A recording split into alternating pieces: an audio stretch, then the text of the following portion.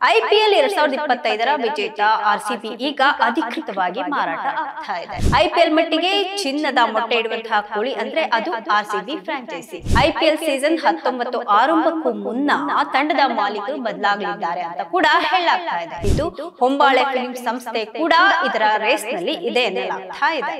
ತಂಡ ಆರ್ಸಿಬಿ ಫ್ರಾಂಚೈಸಿಯ ಖರೀದಿಗೆ ಇದೀಗ ಮುಂದಾಗಿರುವ ಬಗ್ಗೆ ಕೂಡ ಊಹಾಪೋಹ ಶುರುವಾಗಿದೆ. 2026ರ ಮಾರ್ಚ್ 31 ಒಳಗೆ ಆರ್ಸಿಬಿ ತಂಡಕ್ಕೆ ಹೊಸ ಮಾಲೀಕರು ಯಾರು ಅನ್ನೋದು ಗೊತ್ತಾಗಬೇಕಾಗಿದೆ. ಹಾಯ್ ಹಲೋ ನಮಸ್ಕಾರ, ಸ್ಪೀಡ್ ಪ್ಲೇಸ್ ವಿಶೇಷ ಕಾರ್ಯಕ್ರಮಕ್ಕೆ ಸ್ವಾಗತ. ನಾನು ಸುನಂದ ಅನ್ಸೂಯ. ಇನ್ನೇನು ಕೆಲವೇ ದಿನಗಳಲ್ಲಿ ಐಪಿಎಲ್ ಹರಾಜು ಪ್ರಕ್ರಿಯೆ ಸ್ಟಾರ್ಟ್ ಆಗಲಿದೆ. ಕಳೆದ 2 ವರ್ಷಗಳಿಂದ ಆರ್ಸಿಬಿ ತಂಡ ಅಬ್ಬರದ ಪ್ರದರ್ಶನವನ್ನ ನೀಡ್ತಾ ಇದೆ. 2025ರಲ್ಲಿ ಟ್ರೋಫಿಗಳನ್ನ ಗೆಲ್ಲೋದ್ರಲ್ಲಿ ಯಶಸ್ವಿಯಾಗಿದ್ದಂತಹ ಆರ್ಸಿಬಿ ಕನ್ನಡಿಗರ ಅಚ್ಚುಮೆಚ್ಚಿನ ಟೀಮ್ ಆಗಿತ್ತು. ಕೆಲ ದಿನಗಳಿಂದ ಆರ್ಸಿಬಿ ಮಾರಾಟಕ್ಕಿದೆ, ಅದನ್ನ ಬೇರೆಯವರು ಖರೀದಿ ಮಾಡ್ತಾರೆ ಅನ್ನುವಂತಹ ವದಂತಿಗಳಿಗೆ ಇದೀಗ ಕೊನೆಗೂ ಉತ್ತರ ಸಿಕ್ತು. ಐಪಿಎಲ್ 2025ರ ವಿಜೇತ ಆರ್ಸಿಬಿ ಈಗ ಅಧಿಕೃತವಾಗಿ ಮಾರಾಟ ಆಗ್ತಾ ಇದೆ. ಐಪಿಎಲ್ ಮಟ್ಟಿಗೆ ಚಿನ್ನದ ಮೊಟ್ಟೆ ಇಡುವಂತಹ ಕೋಳಿ ಅಂದ್ರೆ ಅದು ಆರ್ಸಿಬಿ ಫ್ರಾಂಚೈಸಿ. ಇದೀಗ ಈ ತಂಡದ ಫ್ರಾಂಚೈಸಿ ಮಾರಾಟದ ಬಗ್ಗೆ ಚರ್ಚೆ ಕೂಡ ನಡೀತಾ ಇದೆ. ಐಪಿಎಲ್ ಸೀಸನ್ 19 ಆರಂಭಕ್ಕೂ ಮುನ್ನ ತಂಡದ ಮಾಲೀಕರು ಬದಲಾಗಲಿದ್ದಾರೆ ಅಂತ ಕೂಡ ಹೇಳಲಾಗ್ತಾ ಇದೆ.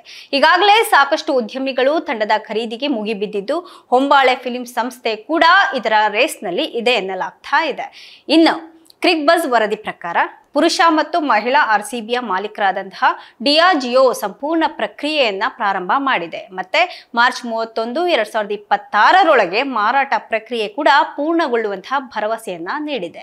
ಯುಎಸ್ಎಲ್ ತನ್ನ ಸ್ವಾಮ್ಯದ ಅಂಗಸಂಸ್ಥೆಯಾದಂತಹ ಆರ್ಸಿಎಸ್ಪಿಎಲ್ ನಲ್ಲಿರುವಂತಹ ಹೂಡಿಕೆಯ ಕಾರ್ಯತಂತ್ರದ ಪರಿಶೀಲನೆಯನ್ನ ಕೂಡ ಪ್ರಾರಂಭ ಮಾಡಿದೆ.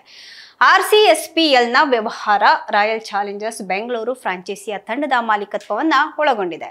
ಫ್ರಾಂಚೈಸಿಯು ಭಾರತೀಯ ಕ್ರಿಕೆಟ್ ನಿಯಂತ್ರಣಾ ಮಂಡಳಿ ವಾರ್ಷಿಕವಾಗಿ ಆಯೋಜನೆ ಮಾಡುವಂತಹ ಪುರುಷರ ಇಂಡಿಯನ್ ಪ್ರೀಮಿಯರ್ ಲೀಗ್ ಮತ್ತೆ ಮಹಿಳಾ ಪ್ರೀಮಿಯರ್ ಲೀಗ್ ಕ್ರಿಕೆಟ್ ಪಂದ್ಯಾವಳಿಗಳಲ್ಲಿ ಭಾಗವಹಿಸುತ್ತೆ ಅಂತ ಕೂಡ ಕಂಪನಿ ತಿಳಿಸಿದೆ.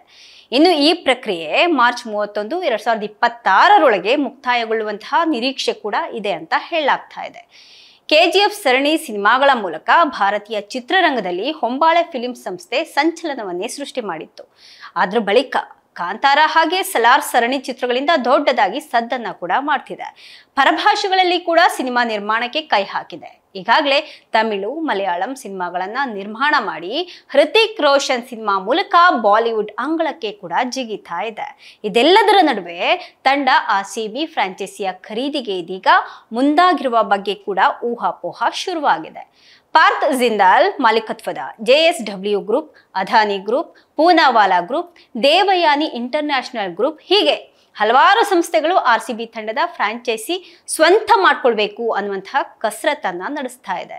ಜೆರೋದಾ ಸಂಸ್ಥೆಯ ಸಹಸ್ಥಾಪಕ ನಿಖಿಲ್ ಕಾಮತ್ ಕೂಡ ಆರ್ಸಿಬಿ ತಂಡದ ಫ್ರಾಂಚೈಸಿ ಖರೀದಿಗೆ ಇದೀಗ ಮುಂದಾಗಿದ್ದಾರೆ. ಹೊಂಬಾಳೆ ಫಿಲ್ಮ್ ಸಂಸ್ಥೆ ಕೂಡ ಡಿಯಾಜಿಯೋ ಕಂಪನಿ ಜೊತೆ ಈ ಬಗ್ಗೆ ಒಂದು ಹಂತದ ಚರ್ಚೆಯನ್ನ ಕೂಡ ನಡೆಸಿದೆ ಎನ್ನುವಂತಹ ವಿಷಯ ಕೂಡ ಕೇಳಿ ಬರ್ತಾ ಇದೆ. 2026ರ ಮಾರ್ಚ್ 31 ಒಳಗೆ ಆರ್ಸಿಬಿ ತಂಡಕ್ಕೆ ಹೊಸ ಮಾಲೀಕರು ಯಾರು ಅನ್ನೋದು ಗೊತ್ತಾಗಬೇಕಾಗಿದೆ. ಹೊಂಬಾಳೆ ಗ್ರೂಪ್ ಅಡಿಯಲ್ಲೇ ಹೊಂಬಾಳೆ ಫಿಲ್ಮ್ಸ್ ಚಿತ್ರ ನಿರ್ಮಾಣ ಸಂಸ್ಥೆ ಸಿನಿಮಾ ನಿರ್ಮಾಣ ಮಾತ್ರ ಅಲ್ಲ, ಕನ್ಸ್ಟ್ರಕ್ಷನ್ ಫೀಲ್ಡ್ ನಲ್ಲಿ ಕೂಡ ಈ ಸಂಸ್ಥೆ ಮುಂಚೂಣಿಯಲ್ಲಿ ಇದೆ. 2 ವರ್ಷಗಳಿಂದ ಆರ್ಸಿಬಿ ಜೊತೆ ಹೊಂಬಾಳೆ ಫಿಲ್ಮ್ಸ್ ನಂಟು ಶುರುವಾಗಿರೋದು ಸಹ ಎಲ್ರಿಗೂ ಗೊತ್ತಿದೆ. ಆರ್ಸಿಬಿಯ ಡಿಜಿಟಲ್ ಪಾರ್ಟ್ನರ್ ಆಗಿರುವಂತಹ ಹೊಂಬಾಳೆ ಫಿಲ್ಮ್ಸ್ ಗುರುತಿಸಿಕೊಂಡಿದೆ. ಹಾಗೆ ಆರ್ಸಿಬಿಯ ಎಲ್ಲ ಅಧಿಕೃತ ವಿಡಿಯೋ ನಿರ್ಮಾಣ ಹಾಗೆ ಪ್ರಸಾರದ ಜವಾಬ್ದಾರಿಯನ್ನ ಸಹ ಹೊಂಬಾಳೆ ಸಂಸ್ಥೆಯೇ ವಹಿಸಿಕೊಂಡಿದೆ. ಇನ್ನು ಈ ಹಿಂದೆ ಕೆಜಿಎಫ್ 2 ಹಾಗೆ ಕಾಂತಾರ ಚಿತ್ರಗಳನ್ನ ಸಹ ಆರ್ಸಿಬಿ ತಂಡದ ಆಟಗಾರರಿಗೆ ಹೊಂಬಾಳೆ ಸಂಸ್ಥೆ ತೋರಿಸಿತ್ತು. ಸಿನಿಮಾ ನೋಡಿ ವಿದೇಶಿ ಆಟಗಾರರು ಥ್ರಿಲ್ ಆಗಿದ್ರು ಕೂಡ ಹೊಂಬಾಳೆ ಸಂಸ್ಥೆ ಇದೀಗ ಆರ್ಸಿಬಿ ಫ್ರಾಂಚೈಸಿಯನ್ನ ಖರೀದಿ ಮಾಡೋದಕ್ಕೆ ಮುಂದಾಗಿದೆ ಅನ್ನುವಂತಹ ಸುದ್ದಿ ಕೇಳಿ ಅಭಿಮಾನಿಗಳು ಮಾತ್ರ ತುಂಬಾ ಖುಷಿಯಾಗಿದ್ದಾರೆ. ಕ್ರಿಕೆಟ್ ಲೋಕದಲ್ಲಿ ಆರ್ಸಿಬಿ ತಂಡಕ್ಕಿರುವಂತಹ ಕ್ರೇಜ್ ಎಂತದ್ದು ಅನ್ನೋದು ಗೊತ್ತೇ ಇದೆ. 17 ವರ್ಷ ಟ್ರೋಫಿ ಗೆಲ್ಲದೇ ಇದ್ರೂ ಸಹ ಅಭಿಮಾನಿಗಳ ಪ್ರೀತಿ ಮಾತ್ರ ಇನ್ನೂ ಕಮ್ಮಿ ಆಗಿರಲಿಲ್ಲ.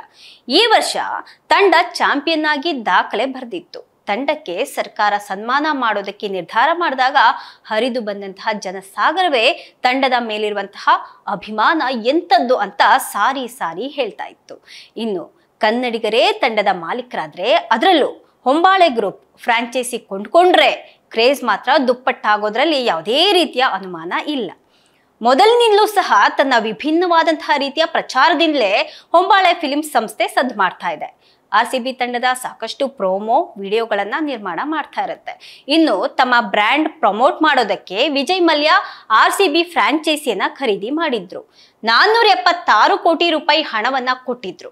ಸದ್ಯಕ್ಕೀಗ ಬ್ರಿಟನ್ನ ಮದ್ಯ ತಯಾರಿಕಾ ಕಂಪನಿ ಡಿಯಾಜಿಯೋ RCB ತಂಡ ಫ್ರಾಂಚೈಸಿಯನ್ನ ಹೊಂದಿದೆ.